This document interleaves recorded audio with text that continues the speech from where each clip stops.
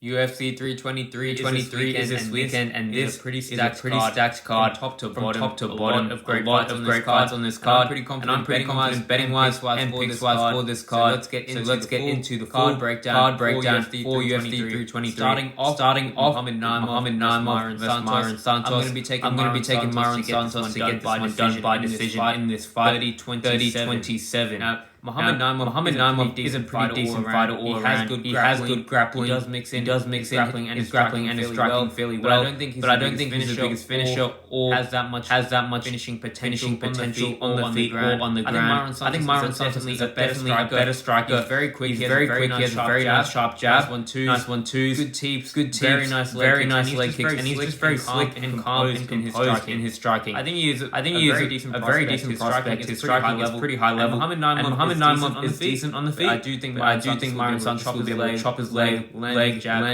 as just a much overall better striker, much quicker, powerful striker on the feet in this fight. Now Mohamed Naimov probably does have the grappling upside in this fight. He's definitely not some insane grappler himself. He does shoot decent takedowns, but they can be stuffed. I think Myron Santos will do a pretty good job stuffing these takedowns. He does have pretty good takedown defense himself. And the one thing that Myron Santos that everyone likes to put down on him is that performance against Francis Marshall. To be honest, I watched that back. While I do think he probably did lose, that was a very close fight. He was still outstriking Francis Marshall. Marshall just had moments of control in rounds 2 and 3.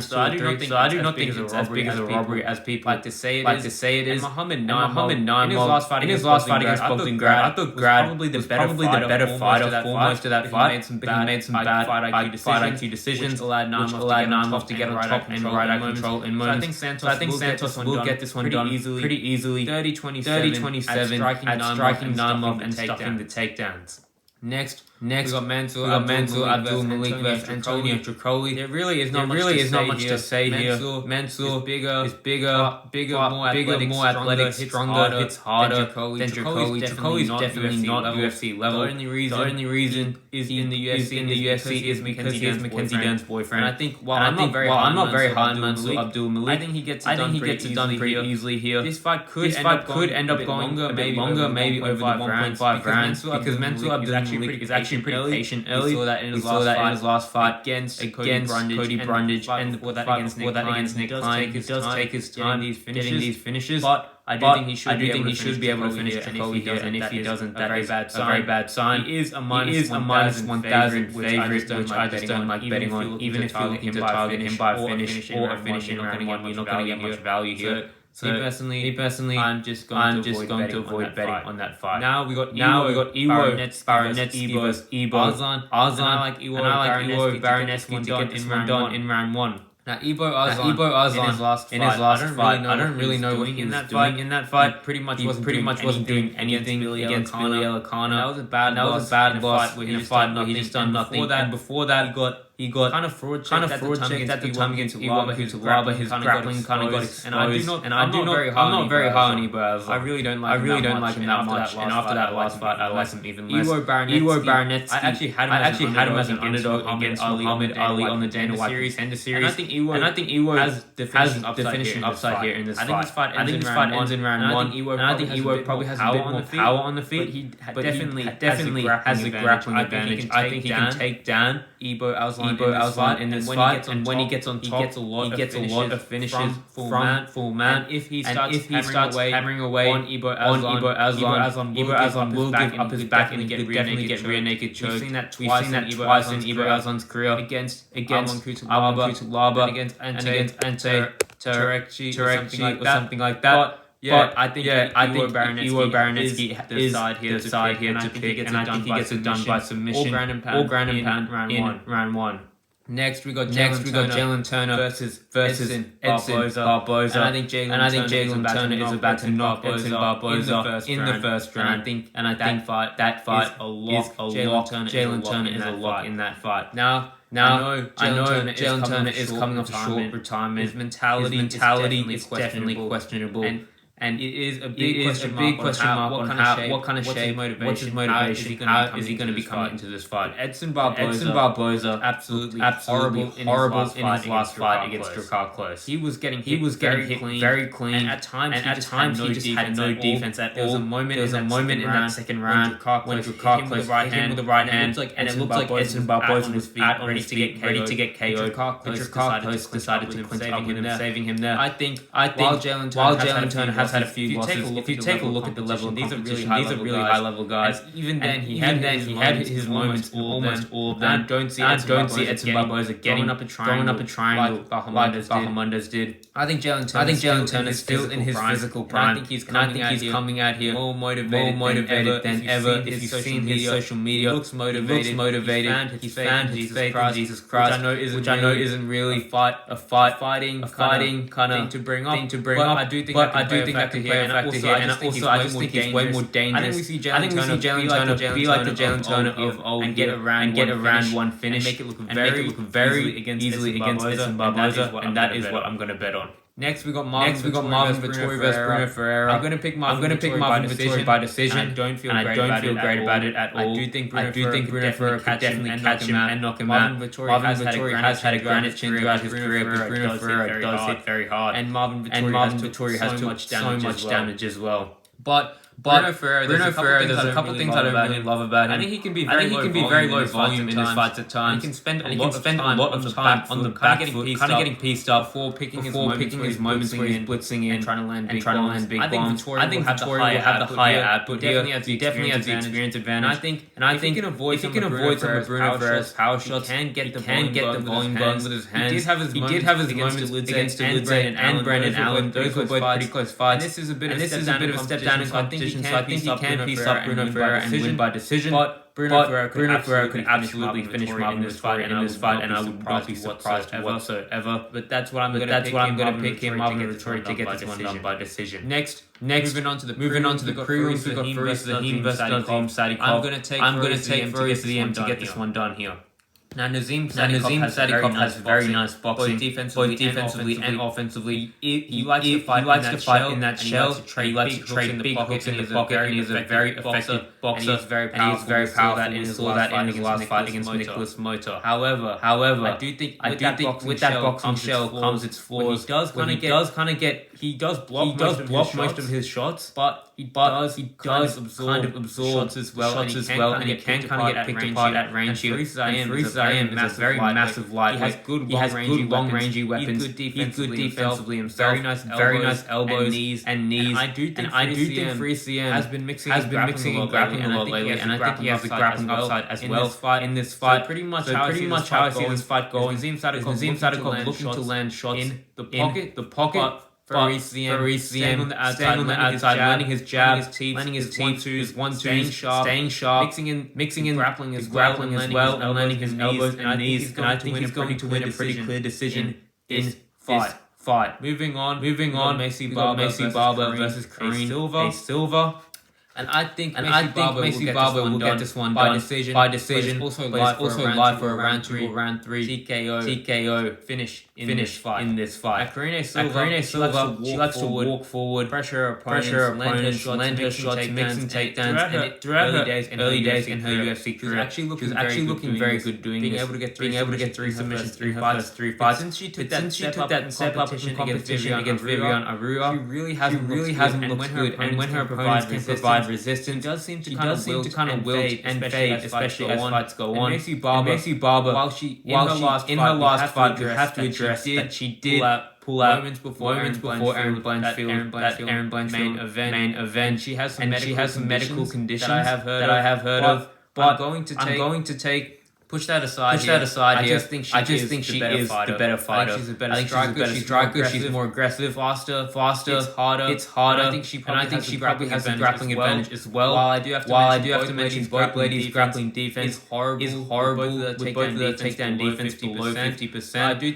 think Macy Barber also will have better cardio here. I think she's a much higher level fighter. I think she's striking along with the grappling. She's much higher volume. She has more of a will to win. I think she's going to get this one done by decision, but it's definitely live for later rounds.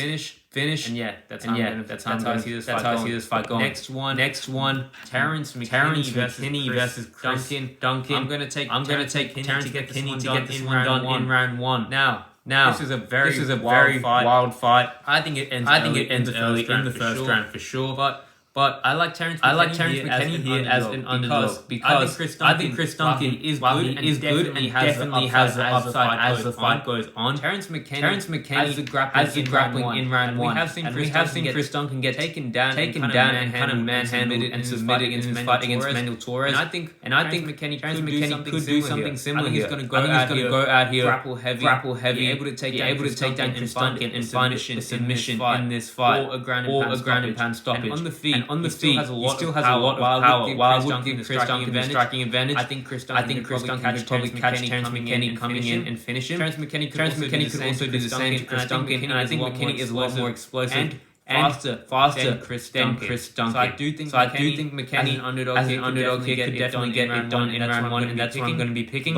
But as this fight goes on, Chris Duncan will definitely be the upside. And if you're live betting on this fight, I would recommend looking at trying to maybe get Chris Duncan as an underdog as the fight goes into round two. Because Terrence McKinney fades bad in round two. We've seen him get finished a couple of times in the UFC in that second round because he goes so hard in that first round. Cardio drops off a bit, and he just can't find the same success as the fight goes on. His opponent build into the fight and finishing him in that second round. So that this fight ends round one, I do think Chris Duncan start to get his striking going and probably finish Terrence McKinney in round two. A very close fight, but I'm taking the underdog in Terrence McKinney in that one. Now, Grant Dawson versus Manuel Torres. I'm going to take another underdog in Manuel Torres. Flatline Grant Dawson in the first 2 minutes of this fight.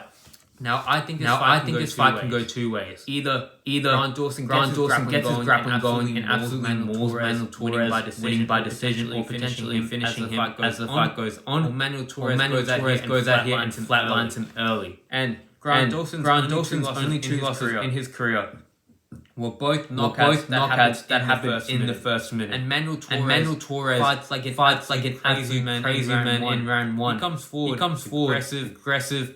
And with all his shots with 100% power, which is why he's finished all of his wins in round one besides one of his fights, which is absolutely insane. I think Manuel Torres is a freak in nature. I think he could potentially stuff some of Grant Dawson's takedowns early. I think he's going to rush Grant Dawson in. And if we're being honest here, Grant Dawson is not a striker at all. He's very hesitant on the feet. He's a little bit scared, and a little bit chinny. I think a guy Manuel Torres, massive lightweight, an athletic freak. I think he can land on Grant Dawson early and put him away. Which is what I see happening in this fight. Now, can Grant Dawson absolutely maul Manuel Torres? Yes. But I'm going to take the underdog here. I think he can finish early on in round one inside the first minute. That's what I'm going to say for that fight. Now, moving on, Bogdan Guskov versus Jan Blachowicz. I will pick Jan Blachowicz to get this one done by decision. But his age does worry me in this fight. He is going to be 43 years old in a couple months after this fight. And Bogdan Guskov is much younger. He is a very hard hitter. So that is very concerning. But besides that, at the end of the day, Jan Blachowicz is just a higher level fighter. He is probably the better striker than Guskov outside of pure KO power, maybe speed at this point in their careers, and he's definitely the better grappler. And Bogdan Guskov's grappling defense is still a major question mark. He had that fight against Billy Alcano where he got controlled for the whole first round, nearly got submitted there, which is not a good look. And Ryan Spann was also able to maul him for a full round before he ended up getting finished as he gassed out. And Jan Blachowicz has shown good grappling ability, the ability to be able to mix it up in his fight. We saw that against Alex Pereira and Israel Adesanya, where he mixed in the UFC 323 this weekend and large portions of this fight, and I think the grappling and was able to control both of them against full large portions of this fight, and I think he can absolutely do the same thing against Bogdan Guskov. And even on the feet, if he can avoid the power blitzes of Guskov, I do think it's a big ask. I think he can land his leg kicks, and even at 42 years old, I do think he's way better levels of competition, and even at 42 years old, damn near 43,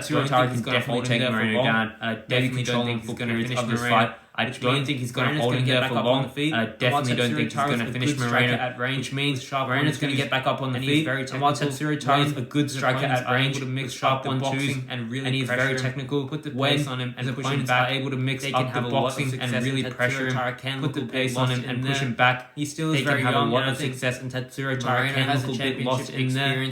He still is very young, and I think if he can start landing Moreno his has a boxing, championship experience. I think he'll be able to in this fight. If he can start landing his volume boxing, I really think Tatsuro Taira could be in trouble in this fight. And I think Moreno will be able to have the bigger moments decision, maybe even hurt Taira in this fight and be able to win a damage-based decision.